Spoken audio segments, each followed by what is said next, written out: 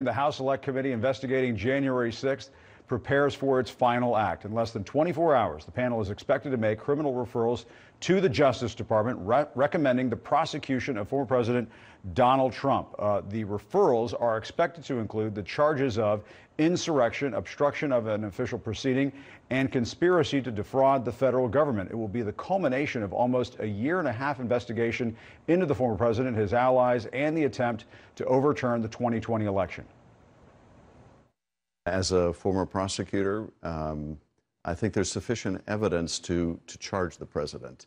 To get a conviction now? Well, I don't know what the Justice Department has. I do know what's in the public record. The evidence seems pretty plain to me. This is someone who, in multiple ways, tried to pressure state officials to find votes that didn't exist. This is someone who tried to interfere with a joint session, even inciting a mob to attack the Capitol. If that's not criminal, then I don't know what is. Joining me now, one of the officers who defended the Capitol on January 6th, CNN law enforcement analyst and former D.C. Metropolitan Police Officer Michael Fanone. He's also the author of the book, Hold the Line, The Insurrection and One Cop's Battle for America's Soul. Mike, thanks again for being with us. As always, we appreciate it. You know, we're at the end of a 17-month congressional investigation into everything that happened that day. You and I have talked about this several times. I know you've been pessimistic about any kind of prospect of Trump being brought up on charges ultimately for his role in what happened on January 6th. Does the committee offering up these criminal referrals to the Justice Department, do you think, does it move us in that direction of seeing charges, real criminal charges, a prosecution brought against the former president? What do you think? I mean,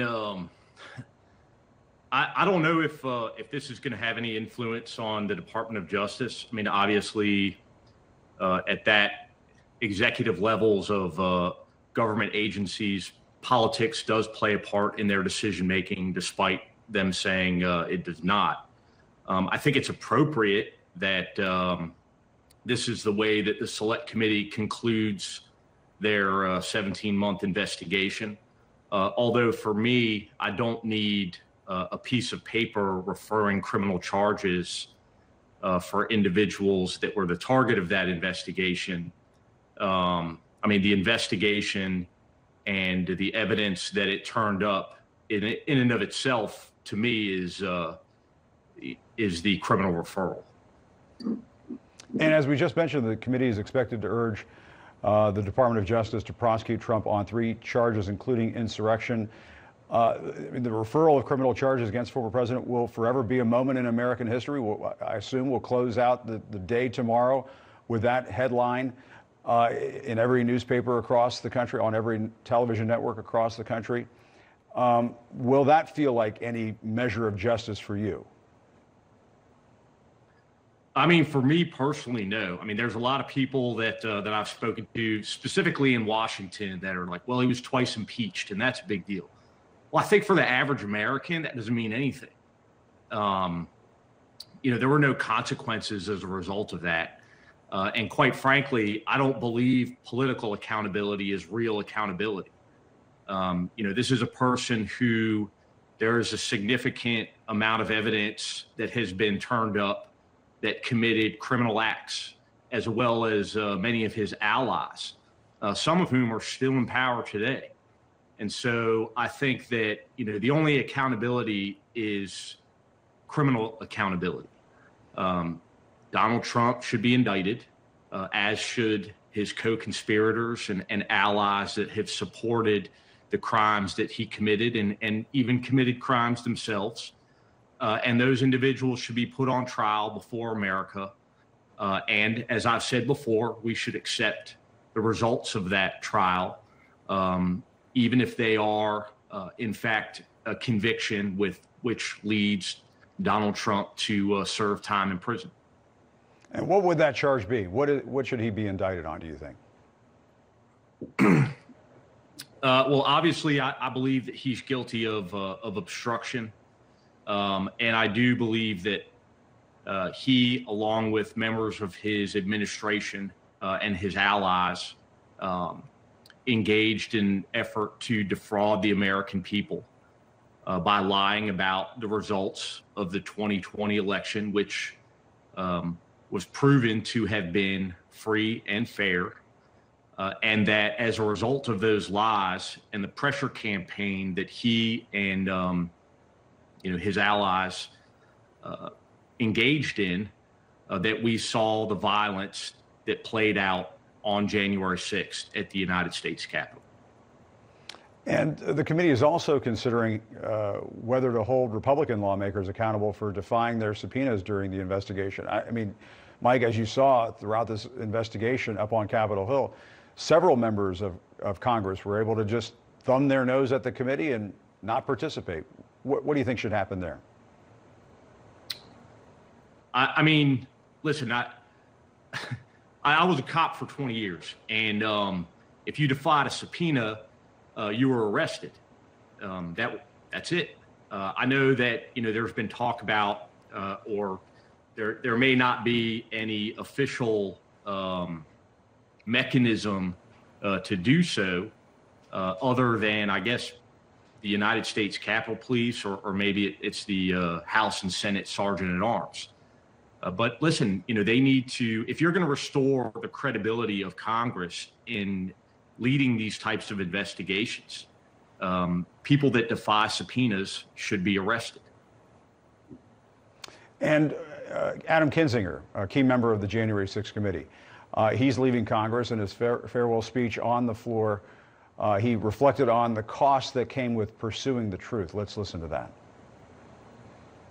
Had I known that standing up for truth would cost me my job, friendships, and even my personal security, I would, without hesitation, do it all over again.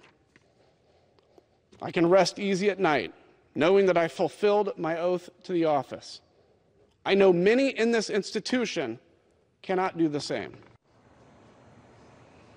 What do you think about that, Mike? I mean, I suppose you probably can relate to what he just said there. Oh, absolutely. I mean, Adam's one of the few members of Congress that I have a considerable amount of respect for, and also am privileged enough to call a personal friend of mine. And there are a lot of parallels between his experiences and my experience, especially when it comes to the amount of threats that have been leveled against our families. That being said, I kind of developed this saying that when I speak to people, the truth will set you free from employment. And unfortunately, that seems to be the way of the world, at least with regards to here in America at this point in time.